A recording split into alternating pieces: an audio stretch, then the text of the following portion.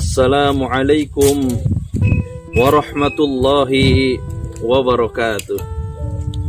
Alhamdulillahilladzi anzalal Qur'an hudan linnasi wa bayyinatin minal huda wal furqan.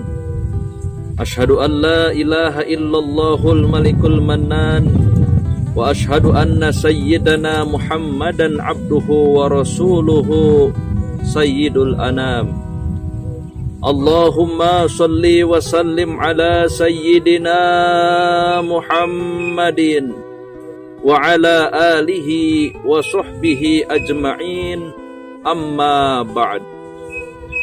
Ma'asyiral muslimin wal muslimat yang dimuliakan oleh Allah, syukur alhamdulillah kita panjatkan kehadirat Allah Azza wa Jalla yang telah memberikan limpahan nikmatnya kepada kita sehingga kita masih istiqomah menjalankan ibadah puasa di bulan suci Ramadan. Ma'asyiral muslimin wal muslimat yang berbahagia, bulan Ramadan selain disebut syahrul maghfirah, bulannya ampunan, bulan Ramadan juga adalah bulan yang sangat dimuliakan. Kenapa hadirin? Karena pada bulan ini puasa di mana Allah wajibkan. Pada bulan ini pula terdapat satu malam yang keutamaannya lebih baik daripada 1000 bulan. Pada bulan ini pula di mana amal ibadah kita akan dilipat gandakan. Pada bulan ini pula dosa dan kesalahan dengan mudahnya oleh Allah akan diampunkan. Termasuk di dalamnya terdapat peristiwa di mana Allah turunkan Al-Quran yang disebut dengan nuzulul Quran. Ma'asyiral muslimin yang dimuliakan oleh Allah, Al-Quran bukan bacaan tekstual semata, melainkan juga harus menjadi pengamalan dalam kontekstual kehidupan nyata. Allah Subhanahu wa ta'ala berfirman kepada kita dalam Al-Baqarah 185, Bismillahirrahmanirrahim. Syahrul Ramadan alladzi unzila fihil Qur'an hudan linnasi wa bayyinatin minal huda wal furqan. Al-ayah. Syahrul Ramadan adalah bulan di mana Al-Quran oleh Allah diturunkan. Yang berfungsi yang pertama Allah sebutkan hudan linnas sebagai petunjuk bagi umat manusia, sekaligus sebagai pedoman dalam menjalani kehidupan. Ma'asyiral muslimin yang dimuliakan oleh Allah. Akan tetapi hadirin yang berbahagia, Al-Quran tidak serta-merta secara real akan menjadi pedoman kepada kita, manakala kitanya juga tidak bisa menjadikannya sebagai pedoman kita. Tapi Al-Quran akan menjadi hudan linnas, petunjuk untuk kita yang akan memberikan keselamatan untuk kehidupan dunia dan akhirat kita, manakala kita memperhatikan pesan-pesannya. Kita menjalankan segala apa yang diperintahkannya, sekaligus kita mau mempelajarinya. Mempelajari Al-Quran bisa dengan 3 tingkatan hadirin. Yang pertama dengan membacanya. Tidak cukup juga hanya sekedar membaca tanpa diiringi dengan kaidah tajwid supaya benar dalam melafalkannya. Kenapa hadirin? Karena likulli harfin haqqun. Setiap satu huruf itu ada haknya dari mana kita keluarkan. Ketika benar sesuai dengan haknya kita lafalkan, maka setiap huruf yang kita bacakan di yaumul qiyamah akan datang sebagai sosok pahlawan yang membawakan pertolongan dari Allah, memberikan syafaatnya kepada kita yang disebut sebagai sahabatnya. Rasul sallallahu alaihi wasallam bersabda, "Iqra'ul Qur'an fa innahu ya'ti yaumal qiyamati syafi'an li ashabihi." Baca tuh Al-Quran, kata Rasul, apalagi di bulan suci Ramadan. Kata Rasul, man qara'a harfan min kitabillahi ta'ala falahu bihi hasanatun wal hasanatu bi asri amsalihha. Kata Rasul, siapa yang membaca satu huruf dari Al-Quran, walaupun dia tidak faham, maka satu huruf mengandung satu kebaikan. Satu kebaikan oleh Allah akan dilipat gandakan menjadi 10 kebaikan. Subhanallah. Ma'asyiral muslimin wal muslimat yang dimuliakan oleh Allah. Yang kedua, dengan cara mentadabburinya.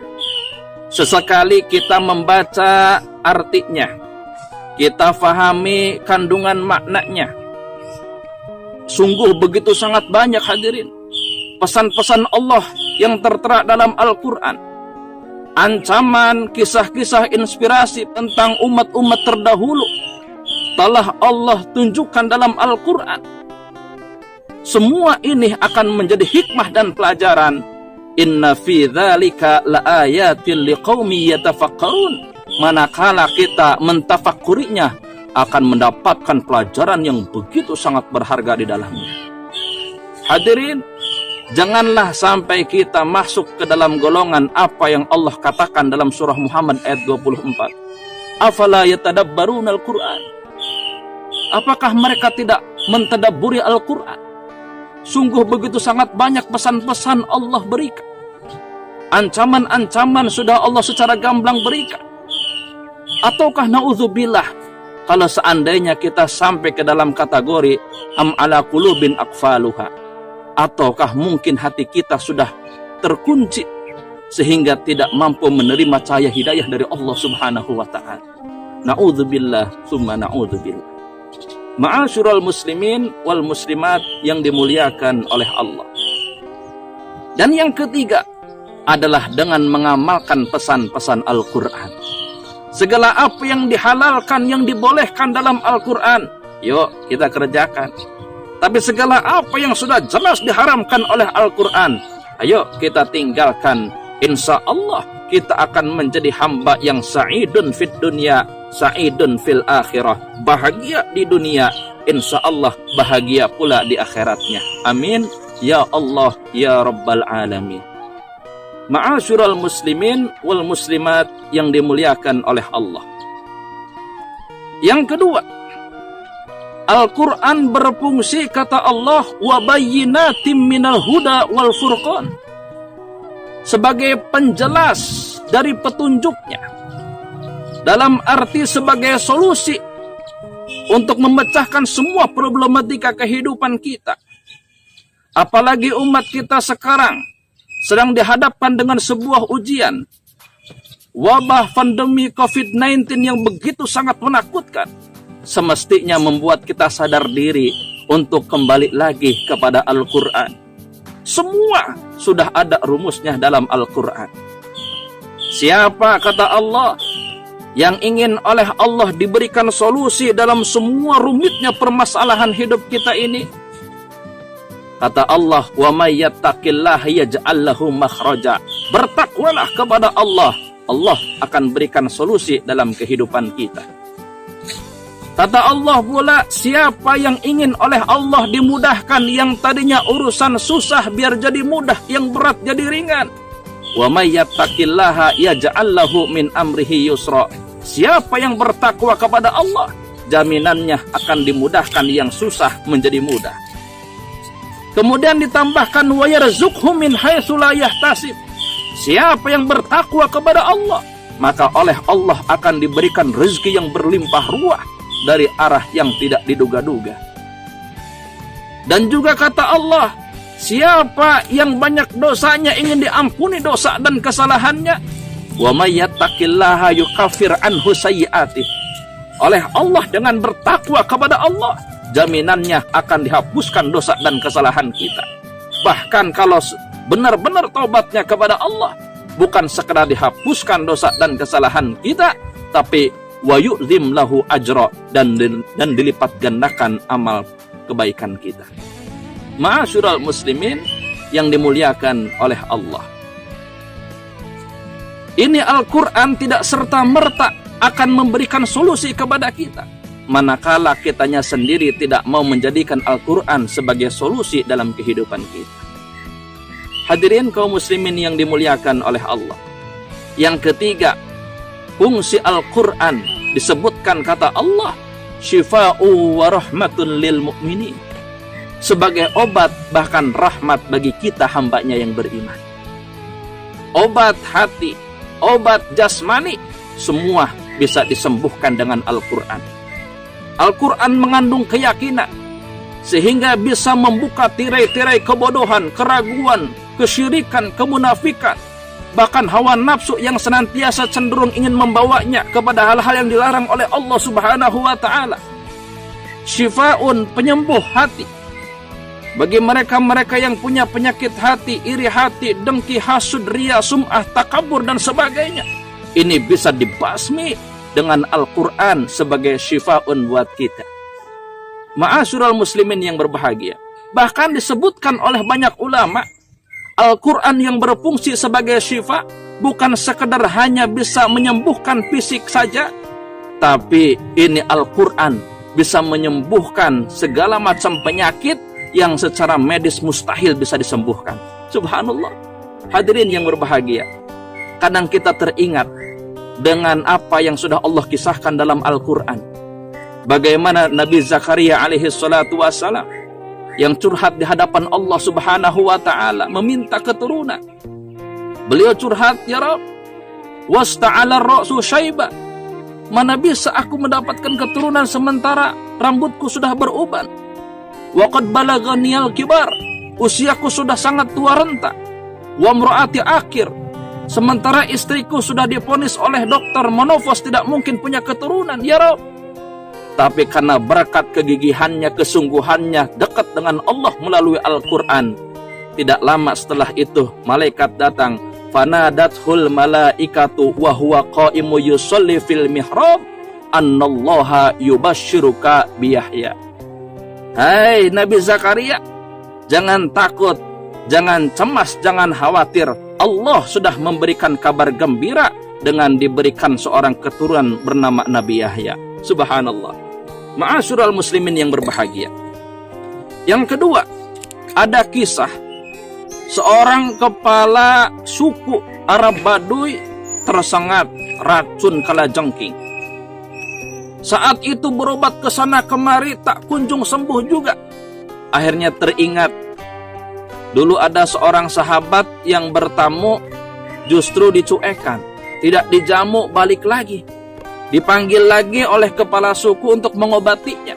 Subhanallah, biiznillah, hanya dengan membaca surah Al-Fatihah, itu dengan izin Allah, kakinya disembuhkan oleh Allah Subhanahu wa ta'ala. Nabi pun mengobati para sahabatnya dengan Al-Quran. Subhanallah, begitu sangat hebat dan luar biasa Al-Quran, syifa'u wa rahmatun lil mu'minin. Tapi hadirin yang berbahagia, tidak serta-merta kembali lagi Al-Quran tidak akan jadi obat untuk kita manakala kitanya sendiri tidak yakin, tidak berpedoman dengan Al-Quran untuk dijadikan sebagai obat dan rahmat untuk kita sekali. Ma'asyiral muslimin yang dimuliakan oleh Allah, karenanya melalui peringatan nuzulul Quran ini, ayo sama-sama kita kembali untuk senantiasa berinteraksi dengan Al-Quran. Kita ajarkan anak istri dan keluarga kita untuk cinta kepada Al-Quran, karena kita yakin bersama bahwa segala sesuatu bila disandarkan dengan Al-Quran, sesuatu itu akan menjadi mulia di sisi Allah Subhanahu wa ta'ala. Kita tahu bersama siapa malaikat yang paling mulia di sisi Allah ta'ala, yaitu malaikat Jibril. Kenapa saudara? Karena melalui wasilahnya lah Al-Quran oleh Allah diturunkan. Betul. Yang kedua, siapa nabi yang paling mulia di antara para anbiya? Kita tahu bersama Nabi Muhammad SAW. Kenapa? Karena kepadanya lah Al-Quran oleh Allah diturunkan. Betul. Dan yang ketiga, ada satu malam yang lebih mulia daripada malam-malam yang lainnya, bahkan lebih utama daripada 1000 bulan. Kenapa? Karena pada malam itulah, yaitu malam Lailatul Qadar, di mana oleh Allah Al-Quran diturunkan. Dan siapakah manusia yang paling mulia di sisi Allah Ta'ala? Mereka-mereka yang mau terus berinteraksi dengan Al-Quran. Khairukum man ta'allamal Qur'ana wa 'allamahu. Orang yang terbaik, kata Rasul, di mata Allah dan Rasulnya adalah mereka yang mau membaca Al-Quran kemudian mau mengajarkannya. Subhanallah, ma'asyiral muslimin yang dimuliakan oleh Allah. Demikian yang perlu dapat saya sampaikan. Mudah-mudahan kita bisa mengambil hikmahnya. Asallahu ayyaj'alana minalladzina yastami'una al-qawla fayattabi'una ahsana. Ihdinas siratal mustaqim. Ihdinas siratal mustaqim. Wassalamualaikum warahmatullahi wabarakatuh.